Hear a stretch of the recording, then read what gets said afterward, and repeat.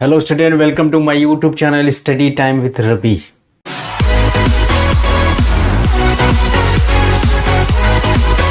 मैं हूँ रविकांत पाल। आज एक टॉपिक लेके हूँ क्लास 12th के फिजिक्स का टॉपिक है।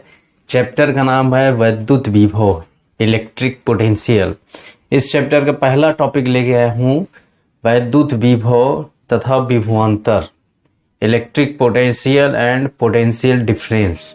तो आइए हम लोग जानते हैं वैद्युत विभव और वैद्युत विभवांतर के बारे में। देखिए, वैद्युत विभव तथा वैद्युत विभवांतर, electric potential and electric potential difference.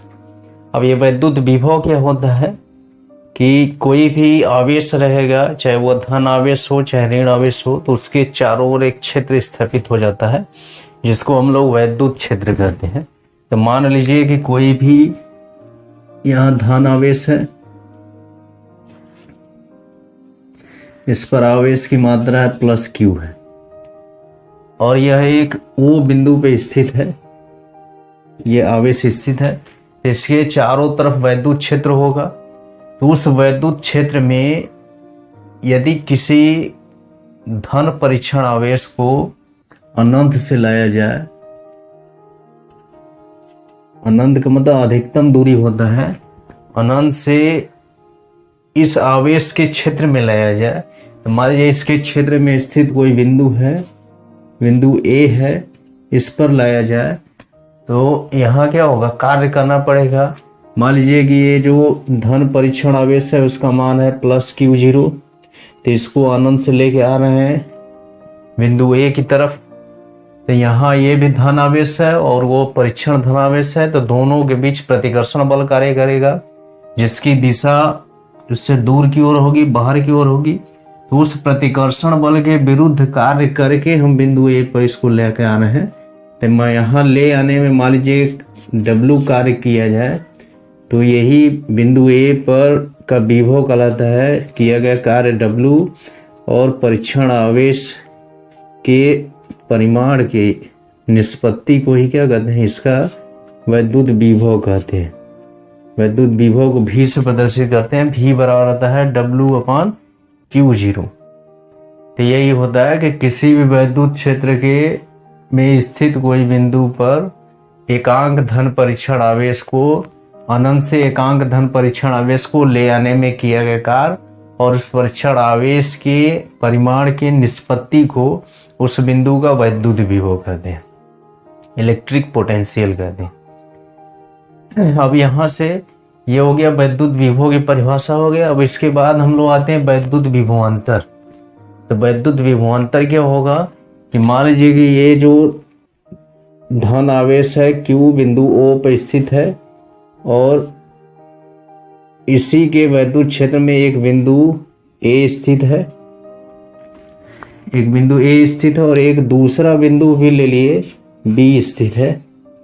तो यहाँ क्या होगा कि इस बिंदु A और B जो है वैद्युत क्षेत्र, ये धन आवेश Q के वैद्युत क्षेत्र में स्थित है। तो यहाँ एकांक धन परीक्षण आवेश को Q0 को अनंत से लाएंगे B पर, तो कार्य करना पड़ेगा। फिर B से A तक ले आएंगे तब भी कार्य करना पड़ेगा, यानी प्रतिकर्षण बल के विरुद्ध कार्य करना पड़ेगा। तो यहाँ मान लीजिए कि इस वैद्युत क्षेत्र के दोनों बिंदु A और B के बीच एकांक धन परीक्षण आवेश को ले जाया जा रहा है A से B की तरफ। तो मान लीजिए कि W कार्य करना पड़े, तो यही जो Q आवेश है, परीक्षण आवेश है, इसको A से B से A की तरफ ले आना है। तो मान लीजिए W कार्य करना पड़े, तो किया गया कार्य और परीक्षण आवेश की निष्पत्ति यही दोनों बिंदुओं के बीच का विभवांतर कहलाएगी, यानी VA - VB कहलाएगी। तो यहाँ से परिभाषित कर सकते हैं कि किसी भी वैद्युत क्षेत्र में स्थित दो बिंदुओं के बीच किसी परीक्षण आवेश को ले आने में किया गया कार्य और उस परीक्षण आवेश की निष्पत्ति को उन दोनों बिंदुओं के बीच का वैद्युत विभवांतर कहते हैं, इलेक्ट्रिक पोटेंशियल डिफरेंस कहते हैं। तो यहाँ से इसको परिभाषित कर सकते हैं। वैद्युत विभव किसी एक बिंदु का ज्ञात किया जाता है, और जो वैद्युत विभवांतर होता है दो बिंदुओं के बीच के विभव को अंतर को प्रदर्शित करता है। तो ये कहलाता है अब वैद्युत विभव को परिभाषित करेंगे तो एक बिंदु के संदर्भ में लेंगे कि अनंत से किसी परीक्षण आवेश को उस बिंदु तक ले आने में किए गए कार्य और उस आवेश की निष्पत्ति को या अनुपात को वैद्युत विभव कहते हैं। और वैद्युत विभवांतर कहेंगे कि वैद्युत क्षेत्र में एक बिंदु से दूसरे बिंदु तक ले आने में परीक्षण आवेश को किए गए कार्य और उस परीक्षण आवेश की निष्पत्ति को उन दोनों बिंदुओं के लिए विभवांतर कहते हैं। अब यहाँ से वैद्युत विभवांतर का मात्रक निकाल सकते हैं कि जूल का मात्रक बटे आवेश का W का मात्रक बटे आवेश का मात्रक। तो W का मात्रक क्या होता है? जूल होता है। तो जूल बटे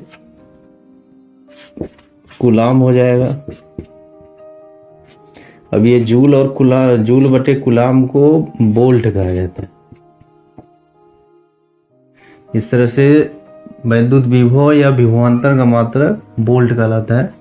तो यहाँ से 1 वोल्ट लिख सकते हैं हम लोग। 1 वोल्ट बराबर 1 जूल प्रति कूलाम, या 1 कूलाम भी लिख सकते हैं इसमें। अब 1 वोल्ट को यहां परिभाषित कर सकते हैं कि यदि किसी परिपथ में या किसी वैद्युत क्षेत्र में स्थित 2 बिंदुओं के बीच 1 कूलाम आवेश को एक बिंदु से दूसरे बिंदु तक ले जाने में किया गया कार्य 1 जूल हो, तो उन दोनों बिंदुओं के बीच का विभवांतर 1 वोल्ट कहलाता है। या दूसरी तरह से परिभाषित कर सकते हैं कि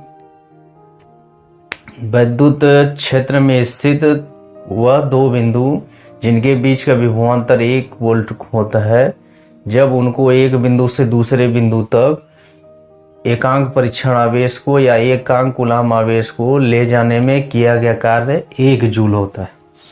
तो इस तरह से परिभाषित कर सकते हैं 1 वोल्ट को। अब आगे इसके मात्रक MKS पद्धति में इसका मात्रक और इसको छोटे रूप में प्रदर्शित कर सकते हैं। यहाँ पर लिख सकते हैं विभवांतर का मात्रक।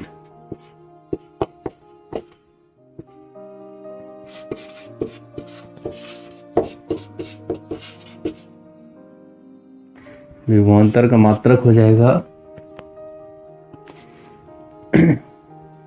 विभवांतर का मात्रक होगा या वैद्युत विभव का मात्रक होगा कार्य का मात्रक बटे आवेश का मात्रक। तो कार्य का मात्रक होता है जूल और आवेश का मात्रक होता है कूलाम। अब इस तरह से जूल को लिख सकते हैं हम लोग न्यूटन इंटू मीटर लिख सकते हैं।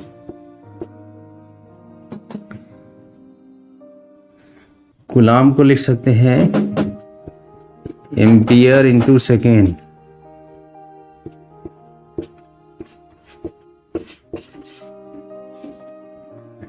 और जो न्यूटन है, न्यूटन को लिख सकते हैं मीटर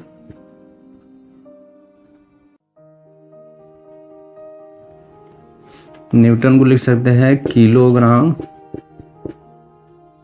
इंटू मीटर प्रति सेकेंड स्क्वायर, सेकेंड पावर -2 लिख सकते हैं। और फिर जो मीटर है इसको मीटर लिख लेंगे और नीचे हो जाएगा एम्पियर इंटू सेकेंड। अब इसको हल करेंगे, सब एक तरफ मात्रक रखेंगे तो ये हो जाएगा किलोग्राम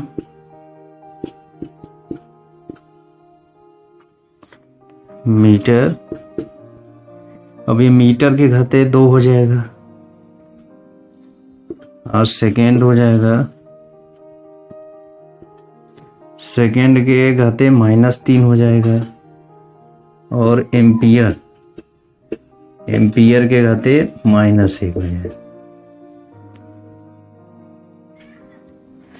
तो ये इसका मात्रक हो गया वैद्युत विभव या विभवांतर का। अब इसकी बीमा भी निकाल सकते हैं, विभवांतर की बीमा।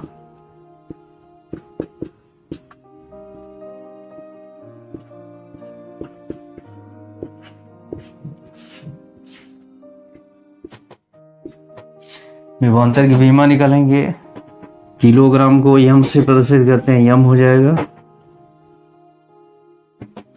यल स्क्वायर हो जाएगा टी पावर -3 ए के पावर -1, ये इसकी बीमा हो जाएगी।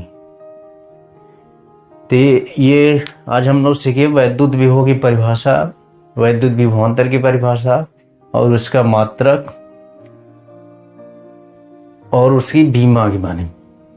अब इसके बाद आगे आते हैं वैद्युत विभवांतर का भौतिक महत्व, physical significance of potential difference.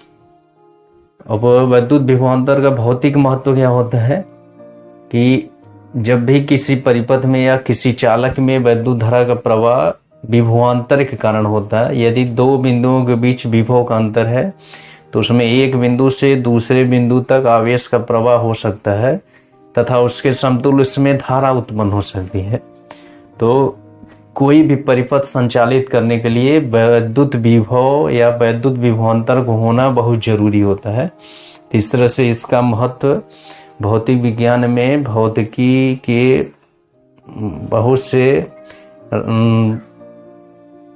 वैद्युत परिपथों या इलेक्ट्रॉनिक संरचनाओं में इसका बहुत अधिक महत्व है। यानी विभवांतर नहीं रहेगा, विभवांतर स्थापित नहीं होगा तो वैद्युत धारा का प्रवाह नहीं हो सकता और यंत्र या परिपथ संचालित नहीं हो सकते। तो ये रहा वैद्युत विभवांतर या वैद्युत विभव का भौतिक महत्व। तो आज बस इतना है, फिर इसके बाद नए टॉपिक के साथ आएंगे। तब तक के लिए धन्यवाद।